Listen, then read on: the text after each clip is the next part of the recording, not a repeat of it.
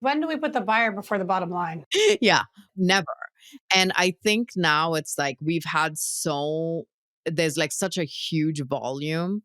I would even say majority, at least on the B2B side, where I can speak from. Maybe you guys can speak from like the e-com side.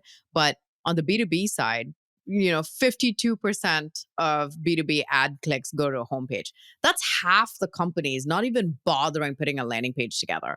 Then you take the percentage that does put landing pages together, and they're terrible shitty landing pages that just like trap the user in there. So at the end of the day, like, if the user is frustrated and they don't use Google does not make money. Advertisers like aren't going to advertise, or they're going to kill the channel because it's not working. So it's kind of this push of like, hey, we got to start putting the user first, because if we don't, we're all going to lose money out of it, right? And so this is them kind of like putting the hammer down, which is so insane that this even needs to be an announcement to say, hey, can we make ads that are relevant to like where the user is going to go after? Like, if you just listen to that, it is ridiculous. Why wouldn't we do that? But we don't, for some reason.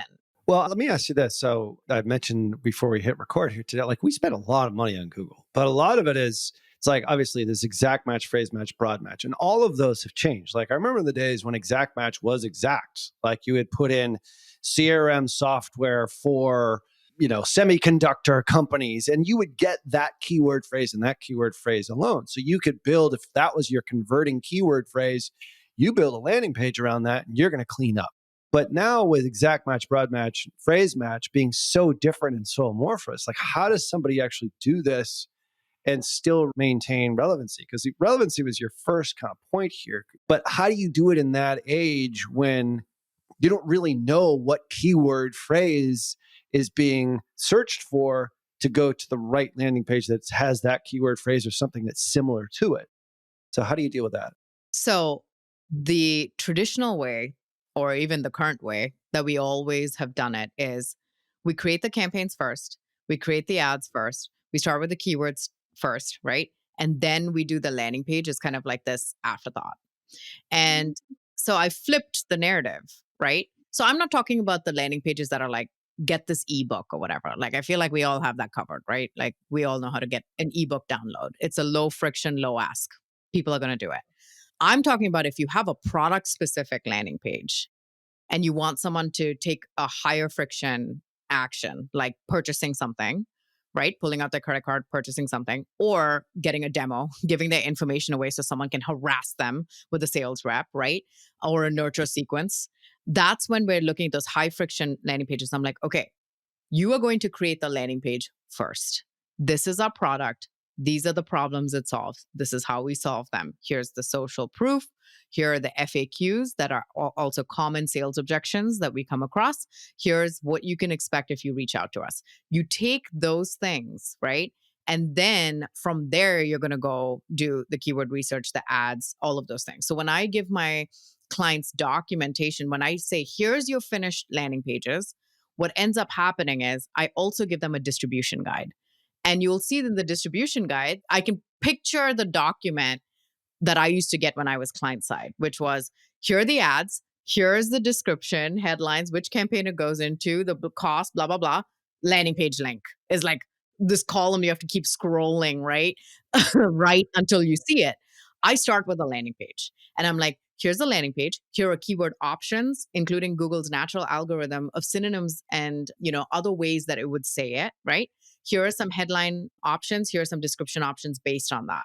You start from the landing page and you work your way to the front.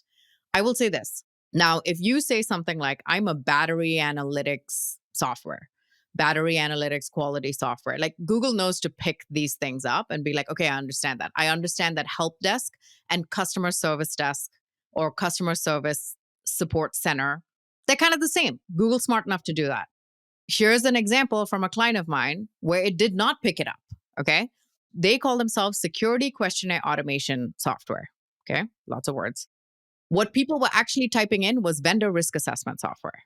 Google's natural language wasn't even picking up that those were the same thing, a security questionnaire and vendor risk assessment. It wasn't making that connection. So I wouldn't stress about phrase match, broad match, exact match. if you understand, okay, if they're close enough in variation. Now, if they're completely different, where they're sounding completely different, then at that point, you would consider making a different variation for a different kind of ad group where you're running that for, because it is so widely different from what you call your product versus what the users call their product. But if you had to pick one, always go with what the user calls it. So it's doing everything really in reverse. I mean, obviously, there's going to be those miscommunications with the algorithm learning, in your example there. That sort of comes with the territory, which you can read in the data sort of after the fact. And you're probably paying more for the word that it didn't know was related to the first word. But then eventually it starts to kind of learn, I would guess, over time anyway. But really, the way to do it is build your landing page as best as you possibly can. That's where you come in. But in my experience, most B2B companies, their landing pages or even their home pages are just awful to begin with. It's jargony filled. I mean, you've seen plenty of these, I'm sure. Yes. And that's also a reason why I picked campaign landing pages specifically, because I feel like it gives marketers a little more autonomy and wiggle room to play around with the messaging and play around with the copy and play around with the experience without all the noise of like Susan in finance and Liam in marketing ops and so in product, who like always has an opinion, or like throw this award on there or change that to seamless and change this to disruptive or whatever. You have paid landing pages that end up being this marketer's sandbox environment where they can test different things and not get in trouble because it's in the name of testing, right?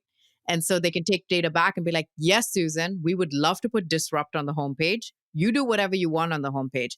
We are going to take this set of landing pages here that are going to be very product specific, that are going to have very clear language, that are going to talk about the product in layman's terms. And we're going to come back in our reporting meeting and we're going to see, okay, the homepage had disrupt whatever.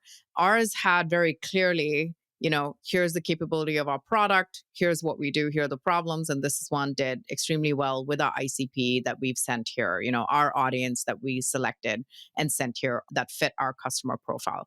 So that's kind of how I look at it, and why I like landing pages is because we have a lot more freedom as marketers when everything else seems to be handcuffed. So when you're doing landing pages, you're going to be testing in this environment, but it's like, is there any sort of difference between all the different vendors that are out there that do landing page builders? Like, what's your stance on that? Like, what's your go-to? Like, what do you use in what cases? Does it matter? Is it based on niche? Is like the mood you're in that particular day? Like, what's your suggestion? You have a couple of options. So one, you can obviously use your CMS to create landing pages. If you have to do an absolute MVP, like you're like, I don't have time to do the research and do all of this stuff, whatever, you can take a product page that's on your website, clone it, and switch up some of the copy and that kind of stuff. And that could be your MVP. Like, let's try that and run some ads to it. But a lot of websites, some of them are still like, I mean, how often do you hear, oh, yeah, we're going through a website refresh? It's almost every 2 years, right? How many times are marketing teams waiting on development? Oh, development's backed up and they have to build this and they have to do that. I feel like you're reading my project manager's memo this morning. Yeah, there's always this like stopgap. And the funniest thing is like, it's not the best company that wins. It's the one that can ship fastest and make iterations and improvements and find those learnings faster, right? And react faster. I feel like marketers are the ones who are like, we got to get this out. But then they always get roadblocked, right?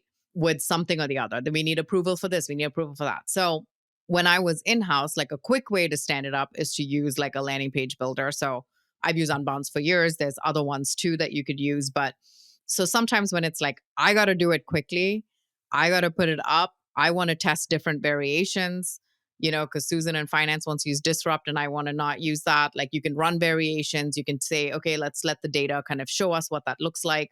You want to build something really quickly without a lot of dev work, 100% use a landing page builder. And when this announcement came out, it was funny because I was on the Unbounce podcast and we were kind of trying to talk about, hey, what are some of the topics we could talk about? We could just talk about landing page best practices, mistakes, da, da, da, da, da. I've done that a billion times. Okay.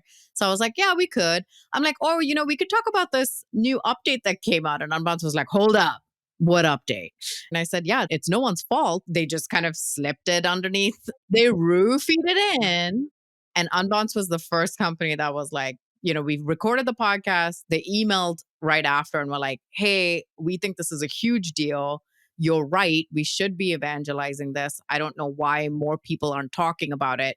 And they really just like took responsibility for it. So then they were like, hey, do you want to evangelize this with us since you know about all of the stuff? And then, you talk about it on LinkedIn and stuff. I said, yeah, sure. And then we ended up creating, this whole like landing page kit and like how to be compliant with Google's requirements.